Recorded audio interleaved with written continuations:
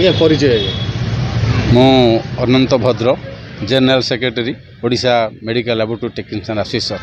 ଆଜ୍ଞା ଆଜି ଗୋଟେ ଗୁରୁ ଦାୟିତ୍ୱ ଆପଣ ରାଜ୍ୟରେ ନେଲେ, ରାଜ୍ୟ ସମ୍ପାଦକ ଯେଉଁଟାକି ଆମର ଟେଷ୍ଟିଂ ଲାଇନ୍ରେ ଯେଉଁମାନେ ବ୍ଲଡ଼ ପରୀକ୍ଷାଠୁ ଆରମ୍ଭ କରି ବିଭିନ୍ନ ପ୍ରକାର ଇଏ ଉପରେ, ତ ଆଜି ଯେଉଁ ଗୁରୁ ଦାୟିତ୍ୱ ନେଲେ କିଭଳି ସମ୍ଭାଳିବେ ତାପରେ ଟିକେ ବିସ୍ତୃତ ବିବରଣୀ ଦେଖନ୍ତୁ।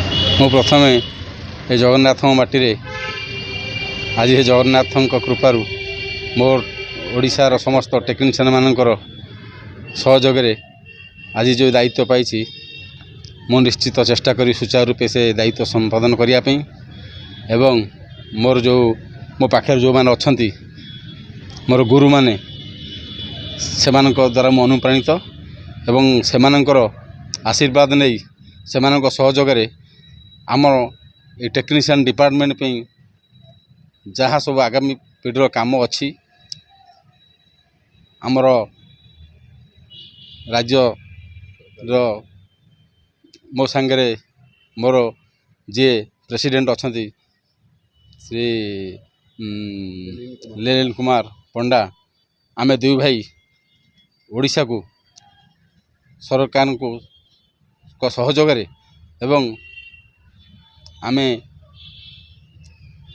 ଓଡ଼ିଶାର ଜନସାଧାରଣ ପାଇଁ ଯାହା ସବୁ ଦାୟିତ୍ୱ ସରକାର ସ୍ତରର ଅଛି ସୁଚାରୁ ରୂପେ କାର୍ଯ୍ୟକାରୀ କରିବୁ। ଓଡ଼ିଶା ସାରା ଆମ ଭାଇ ଭଉଣୀମାନଙ୍କୁ ଆମେ ଏକତ୍ରିତ କରିବୁ ଏବଂ ଆମ ସଂଘକୁ ରାଜ୍ୟରେ 1 ନମ୍ବର ସଂଘ ବୋଲି ମଧ୍ୟ କରିବାକୁ ପ୍ରଚେଷ୍ଟା କରିବୁ। ସଭାପତି ଏବେ ଗୋଟେ ଆମକୁ ପ୍ରତିକ୍ରିୟା ଦେଲେ ଯେ ବର୍ତ୍ତମାନ ପ୍ରତ୍ୟେକ ଡାକ୍ତରଖାନାରେ ଭୁଲଭାଲ ଯେଉଁ ଆମର ଲାବୋରେଟୋରିଆନ୍ ମାନଙ୍କ ରିପୋର୍ଟ ଆସୁଛି, ଯେଉଁ ଟେଷ୍ଟିଂ ରିପୋର୍ଟ ବ୍ଲଡ଼ ରିପୋର୍ଟ ହେଉ କି ଯେକୌଣସି ଭୁଲର ଇଏ ହେଉଛି, ତ ସିଏ ଆମକୁ କହିଲେ ଏଠାରେ ଷ୍ଟାଫର ସଂଖ୍ୟା କମ୍ ଥିବାରୁ, ଲାଇନ୍ ଅଧିକ ଲାଗୁଥିବାରୁ ସେଥିପାଇଁ ବାଉଳା ହେଉଛି। ତ ଅଧିକ ପ୍ରତି ମେଡ଼ିକାଲରେ ଅଧିକ କେମିତି ଟେକ୍ନିସିଆନ୍ ରହିବେ, ଏ ଲାବୋରେଟୋରୀ ଟେକ୍ନିସିଆନ୍ କେମିତି ଇଏ କରିପାରିବେ, ଆପଣ ସରକାରଙ୍କ ପାଇଁ ସେଭଳି କିଛି ଦାବି ଉପସ୍ଥାପନ କରିବେ? ସରକାରଙ୍କ ପାଖରେ ଆମେ ଦାବି ଉପସ୍ଥାପନ ଅଲରେଡ଼ି କରିଛୁ ଏବଂ ସେ ଦାବିକି ଆମେ ଆହୁରି ଜୋରଦାର କରିବୁ। ଏବଂ ଯେଉଁ ଆପଣ ଯେଉଁ କଥା ପଚାରୁଛନ୍ତି ଯେ ଭୁଲ ଜିନିଷଟା, ଏଇଟା ଯାହା ଆପଣ ଶୁଣିଛନ୍ତି ଏଇଟା ଠିକ୍ ନୁହେଁ।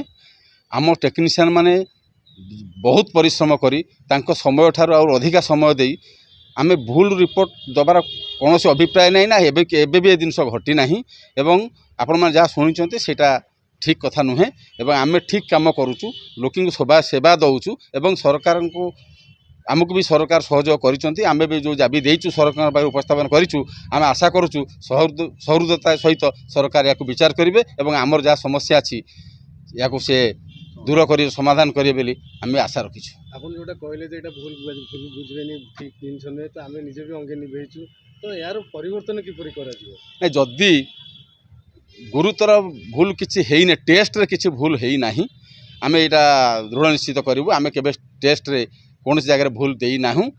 ଏ ଜିନିଷ ଯାହା ଶୁଣୁଛନ୍ତି ଏଇଟା ଆପଣ ଯେଉଁ କହୁଛନ୍ତି ଅଙ୍ଗେ ନିଭେଇଛନ୍ତି, ସେ କେଉଁଠି ନାଁରେ ମିଷ୍ଟେକ୍ ହେଇଯାଇପାରେ ଆଉ ସେ କିଛି ରିଟିନ୍ ଏରର ଆସିଯାଇଥାଇପାରେ, କିନ୍ତୁ ଟେଷ୍ଟର କୌଣସି ଭୁଲ ନାହିଁ। ନା କେଉଁଠି ନେମିଂ ଏରର ହେଇପାରେ, ସିଗ୍ନେଚର ଏରର ହେଇପାରେ, କିନ୍ତୁ ଟେଷ୍ଟ ଏରର ନାହିଁ। ମାନେ ମେଡ଼ିକାଲରେ ଅଧିକ ସଂଖ୍ୟାରେ ନିଯୁକ୍ତ କରିବା ପାଇଁ ଆପଣଙ୍କର ଦାବିଟା ସରକାର ପାଇଁ କରିଛନ୍ତି, ଏହା କେତେ ଦୂର ଫଳପ୍ରଦ ବୋଲି ଆଶା ରଖିଛନ୍ତି? ସରକାର ଆମକୁ ସହଯୋଗ କରୁଛନ୍ତି ଏବଂ ଆମେ ଆଶାବାଦୀ ସରକାର ଏଥିରେ ନିଶ୍ଚିତ ଆମକୁ ସହଯୋଗ କରିବେ ଏବଂ ଅଧିକା ଟେକ୍ନିସିଆନ୍ ଆମକୁ ନିଶ୍ଚିତ ଯୋଗାଇ ଦେବେ। ଆଜି ଯେଉଁ ଗୁରୁ ଦାୟିତ୍ୱ ନେଲେ ଶ୍ରେୟ କାହାକୁ ଦେବେ? ମୁଁ ତ ଶ୍ରେୟ ଦେବି, ପ୍ରଥମ ଦେବି ଜଗନ୍ନାଥଙ୍କୁ ଏବଂ ମୋ ସାଙ୍ଗରେ ଯେଉଁ ଅଛନ୍ତି ମୋର ଗୁରୁମାନେ ସେମାନଙ୍କୁ ଏବଂ ମୋର ଓଡ଼ିଶା ସାରା ଯେତେ ଟେକ୍ନିସିଆନ୍ ଭାଇ ଭଉଣୀ ଅଛନ୍ତି ସମସ୍ତଙ୍କୁ ମୁଁ ଶ୍ରେୟ ଦେବି। ମୁଁ ଶ୍ରୀ ଲେଲିନ କୁମାର ପଣ୍ଡା, ରାଜ୍ୟ ପ୍ରେସିଡେଣ୍ଟ ଓମେଲ୍ଟା ଓଡ଼ିଶା। ଆଜ୍ଞା ଆଜି ଯେଉଁ ଆପଣଙ୍କର କାର୍ଯ୍ୟକ୍ରମ କରାଯାଉଥିଲା, ତ କ'ଣ କହିବେ ତାର ଟିକେ ବିସ୍ତୃତ ବିବରଣୀ ରଖନ୍ତୁ। ଆଜି ଆମର 30th ଷ୍ଟେଟ୍ କନଫରେନ୍ସ ଥିଲା। ଏଥିରେ ଆମେ ନୂଆ ନିର୍ବାଚିତ ବଡ଼ି ଆମ ସଂଘପୁର କରାଯାଇ ମୋତେ ଏ ଗୁରୁ ଦାୟିତ୍ୱଟି ବହନ କରାଯାଇଛି। ଏ ଗୁରୁ ଦାୟିତ୍ୱରେ ମୁଁ କେମିତି ଓଡ଼ିଶାର ସର୍ବସାଧାରଣଙ୍କୁ ଆମ ସଂଘ ମାଧ୍ୟମରେ ବା ମୋ ତରଫରୁ କେମିତି ଉତ୍ତମ ସ୍ୱାସ୍ଥ୍ୟ ଚିକିତ୍ସା ବିଭାଗରେ ଟେଷ୍ଟିଂ ବିଭାଗର ଆମର ଦାୟିତ୍ୱ, ସେ ବିଭାଗରେ କେମିତି ଉତ୍ତମ ଟେଷ୍ଟିଂ ଯୋଗାଇ ଦିଆଯାଇପାରିବ ସେ ବିଷୟରେ ମୁଁ ଯତ୍ନବାନ ହେବି। ତତ୍ସହିତ ସଂଘର ବିଭିନ୍ନ ଦାବିକୁ ଶାନ୍ତିମୂଳକ ଭାବରେ ସରକାରଙ୍କ ପାଖରେ ଉପସ୍ଥାପନ କରି ଆମର ଦାବିକୁ ପୂରଣ କରିବା ପାଇଁ ନିଶ୍ଚିତ ଯତ୍ନବାନ ହେବି। ଆଜ୍ଞା ବର୍ତ୍ତମାନ ଆପଣଙ୍କ ମେଡ଼ିକାଲ ଯେକୌଣସି ମେଡ଼ିକାଲ ଗଲେ ବିଭିନ୍ନ ପ୍ରକାର ଟେଷ୍ଟିଂରେ ସବୁ ଭୁଲ ରିପୋର୍ଟ ବାହାରୁଛି, ତ ତାପରେ ଆପଣ କିଭଳି ତଦାରଖ କରିବେ? এইটি হচ্ছে ସାର୍ ସମସ୍ୟାଟି ହେଉଛି ଯେଉଁ ଭୁଲ ରିପୋର୍ଟ ବାହାରୁଛି, ଏଇଟା आवश्यक संख्यक कर्मचारी ठारू टेस्टिंग बहुत परिमाण होता जो जो कर्मचारी मैंने नियोजित अच्छा से मैंने ओभर बर्डन हो जाती तेणु सरकार एप्रति टिके ध्यान देले अधिक संख्यक कर्मचारी आमको जोगेदेले यार मानदंड निश्चित भाव में ओडिशा नुह भारत वर्ष एक नंबर ओडिशा राज्य ही परिगणित हो।